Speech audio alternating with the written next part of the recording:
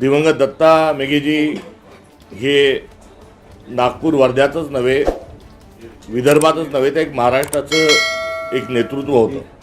त्यांच्या माध्यमातून सर्वसामान्य परिवारातील एक चेहरा, बहुजनांचा एक चेहरा, असा त्यांचा जो राजकारणाचा प्रवेश आहे हा भावणारा होता आणि दुसरीकडे प्रेरणादायी होता.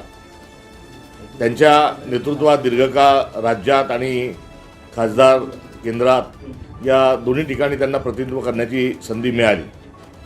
शिक्षण हे वाघिणीचं दूध आहे, शिक्षण ही सेवा आहे, अशा स्वरूपाचा एक संदर्भ असताना किंवा समाजाची तशा प्रकारची अपेक्षा आणि पर्यायाने कुठेतरी होत असणारी उपेक्षा दूर करण्याच्या अनुषंगानं त्यांनी संस्थांचं विणलेलं जाळं हे देखील आपल्या देशाला, महाराष्ट्राला, समाजाला पुढे घेऊन जाणारं होतं.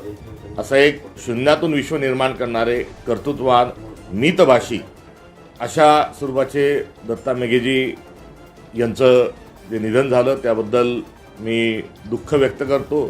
त्यांचा कारकिर्दीतला बराच मोठा काळ हा भारतीय राष्ट्रीय काँग्रेस पक्षामध्ये गेला आणि त्याच्या देखील स्मृती या निमित्तानं मी त्या ताज्या करू इच्छितो आणि त्यांना काँग्रेस पक्षाच्या वतीनं, अखिल भारतीय काँग्रेस पक्षाचे अध्यक्ष खरगेजी, विरोधी पक्षनेते राहुल गांधी तथा तमाम महाराष्ट्र प्रदेश काँग्रेसच्या वतीनं मी त्यांना भावपूर्ण श्रद्धांजली, आदरांजली आणि भावांजली